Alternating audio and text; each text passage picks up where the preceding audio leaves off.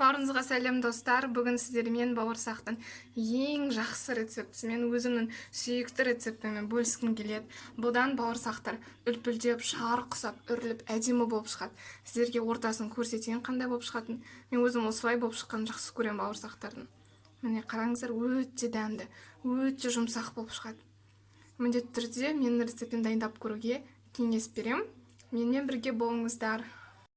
Рецептегі барлық ингредиенттер видеоның астында описанияда жазылуы. Ең бірінші сүтімізді құямыз. Сүт міндетті түрде жылы болуы қажет, яғни отқа кішкене қыздырып аламыз. Аштықымызды саламыз. Қант пен тұз, сұйық май. Содан соң қаймағымыз. Қаймақ та жылы болуы қажет. Барлығын жақсылап араластырамыз да, сыртын пищевой пленкамен жауып, ауа өтпейтіндей. Содан соң жылы жерге 15 минутқа аштықының көтерілуі үшін қойып қоямыз. Неге 15 минуттан соң аштықымыз осылай көпіріп көтеріледі. Біздің онда аштықымыз жақсы деген сөз. Міндетті түрде осылай көпіру қажет. Егер олай болмаса, онда біздің бауырсағымыздың қамыры шықпай қалады дұрыс, яғни көтерілмей қалады. Енді араластырамыз да осыған електен өткізіп ұнымызды саламыз. Онда електен өткізіп салатын болсаңыздар, қамырларыңыз жақсы көтерілетін болады, әрі бауырсақтарымыз үлпілдеп жақсы болып шығады. Мен ингредиенттердің ішінде қамырды қанша екенін жазған жоқпын. Өйткені нақты айту бұл да неге ұнға байланысты. Сұйық массамыз қанша ұнды алады өзіне, сонша салатын боламыз. Ең бастысы ұнды қатты көп салып керек емес. Қолға жабыспайтын жақсы қамыр илейміз. Қатты қолға жабыспайтын. Ұнды да көп салмаған дұрыс. Алдымен мен осылай істеп аламын. Қасықпен, осылай араластырғышпен, сосын барып қолмен араластырамын. Маған осылай ыңғайлы.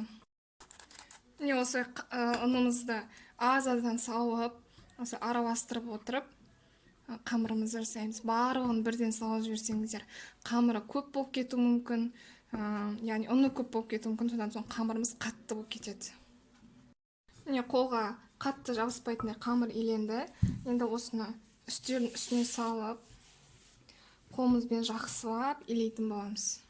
Бізде осындай жұп-жұмсақ қамыр иленді. Қатты қолға жабыспайды. Сәл ғана былай істеген кезде жабысып тұрады. Ең басты қатты құрғақ болып, оның көбейтіп жібермесеңіздер болғаны. Енді осы қамырымызды қайтадан ыдысымызға саламыз да, жылы жерге 40 минутқа қойып қоямыз. Міндетті түрде ауа өтпейтіндей бетін жабуымыз қажет. Мінекей 40 минуттан кейін осылай қамырымыз кішкене ғана көтерілді. Енді ашып қолымызды майлап басып қоямын мен. Осылай қамырды 2 рет көтеріп басатын болам.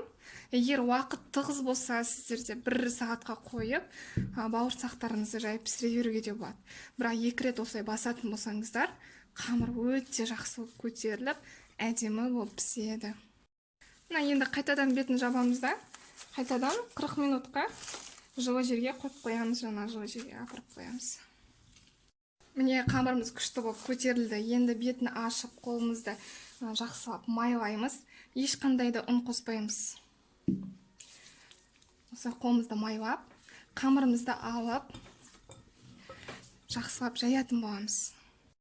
Қолымызды жақсылап майлау міндетті, өйткені қамырымыз жайған кезде ол үстелге жабысып қалмау керек.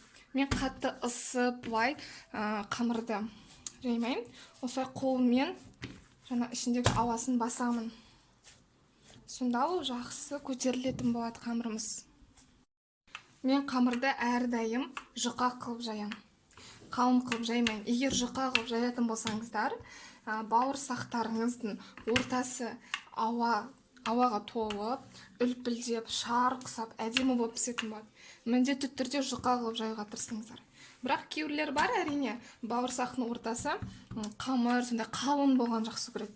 Онда қалың қылып жайыңыздар. Міне мен шамамен 1 миллиметр, тіпті 1 миллиметрге жетпестей қылып жаямын. Бұны кескеннен кейін тағы да қойып қоямыз, сол кезде ол тағы да көтерілетін болады. Міне қараңыздар, қамырдың қалыңдығы осындай. Максимум осындай қыламыз. Қап қалың қылып жаймаймыз. Қазір біз оны кесеміз. Содан соң тағы да бетін жауып қойып қоямыз. Сонда ол тағы да көтеріледі. Бауырсақтарды қалауыңызша ромбик ретінде кесуге болады. Мен осылай дөңгелектеп кескен жақсы көремін. Енді осылай бетін жауып қоямыз, кеуіп қалмас үшін 15 минут тұру қажет. Ал енді бауырсақтарымызды пісіреміз.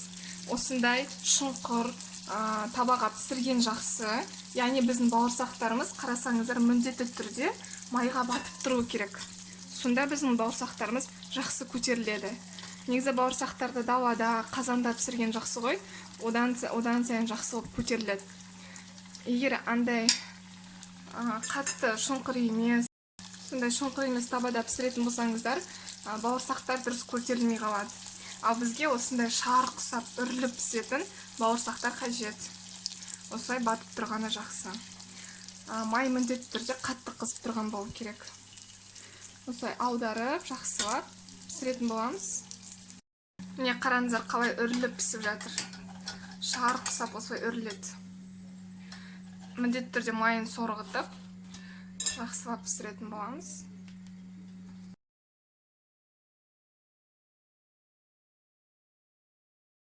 Бауырсақтар осылай шарқ ұсап үріліп піседі. Өте жұмсақ, өте дәмді. Міндетті түрде осы рецептпен дайындап көріңіздер. Барлық бауырсақтар осылай үлпілдеп, шарқ ұсап үріліп осылай пісетін болады. Ортасында қалың емес, қатты қамыр емес. Мен өзім осылай болған жақсы көрем.